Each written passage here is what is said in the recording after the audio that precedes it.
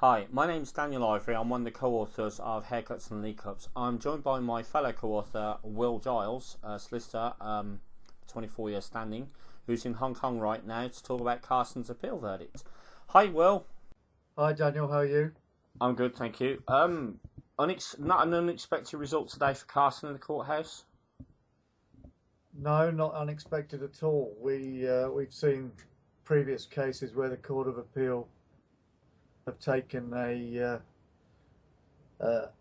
view against the such appeals. The Pang Fai case being the most obvious one, and uncovered that in the book, Pang and Fai case. And as we know, the Court of Appeal overturned the Court of Appeal completely in the Fai case and established a new test, and that was why Carson's main appeal.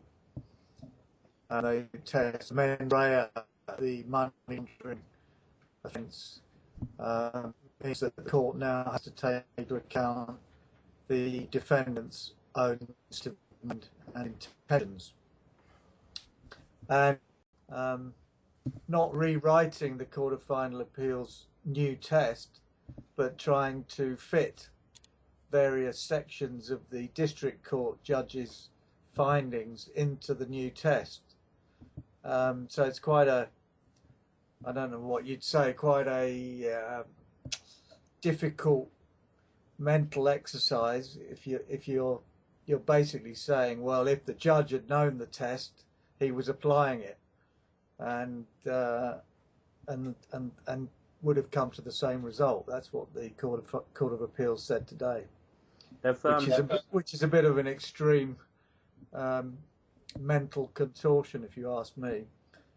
But anyway, they've given Carson leave to go straight to the Court of Final Appeal on 3 of his grounds of appeal, including that one. The other main one being the duplicity of the charges argument. You'll remember that Claire Montgomery argued very well that the charges were defective because they included very wide-ranging periods of time, which included conduct and transactions by Carson which were completely blameless, in fact legal. So how could those charges include both legal and illegal conduct, was her argument. Seems a very good argument to me, and looking at the English history of this type of attack on charges, the charges would without doubt have been thrown out in England. But again, the Court of Appeal here take a strident view. They say, yes, the charges were duplicitous. They did include this type of dual good conduct and bad conduct, but there was no prejudice to Carson. That is their finding. He would have conducted his defence in exactly the same way, which again I think is a big stretch, and likely to come under criticism in the Court of Final Appeal. So yeah, not a complete disappointment for Carson. He's got some very strong grounds there, otherwise they wouldn't have given him an automatic right of appeal straight to the top court. And there was a strong hint from Vice President Lunn that he might consider a bail application on Friday when Carson comes back on the appeal on the sentence. So I think, yeah, there was some grounds for optimism from Carson's side.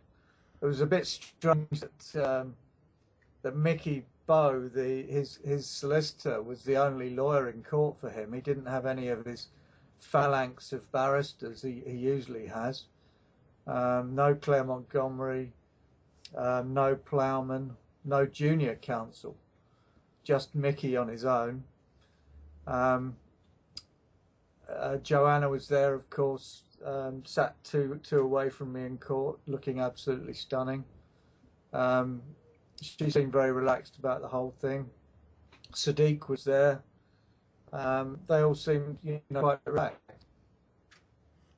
Do you think if Carson gets out of bail, Do you think they'll change anything, like with regards to the club? With regards to the club, well, he'd certainly be much more accessible then to his lawyers and the attack on the receivers. Any further negotiations with the receivers, much more easy to accomplish. So yeah, I think things might move a lot quicker, either towards a settlement or further litigation. If he gets bail. But yeah, so there could be some, if he gets bail, there could be some fairly swift manoeuvring behind the scenes and possible new litigation. If he's once, it's very difficult for him to control lawyers from behind bars. I mean, he would be able to see them regularly, his lawyers, but not so easy. Getting an hour or two a day rather than being fully accessible to them. So yeah, I think if he gets back, there'll be a lot more action. Has anyone in Hong Kong not mentioned this Trillion Trophy Asia Limited that have lent Carson money? There seems to be no record of them in Companies House in Hong Kong. I'm just curious as to if there's anything in the any vibes, the jungle drums beating at all. I haven't heard anything. I haven't done a search of the company's registry myself. You obviously have, and you say there's no record of it, which would seem to suggest it's an offshore company, maybe a BVI company, in which the ownership of the company would be fairly well hidden, I imagine. So the source of the loans, it was quite a surprise to me that how high those loans were. But one thing, of course, that hasn't come out is what the loans are going to be used for. And to my mind, one of the obvious things they're going to be used for is to pay the receivers' costs, which would be racking up now into the millions. I'd really like someone to ask the receivers point blank how much are their costs and how are they going to be paid, because it's one thing making all sorts of accusations about misappropriations and investigations that are required, and we're safeguarding the club, we're selling the club, or we're selling chunks of the holding company. That's all very well, but how much is it costing? And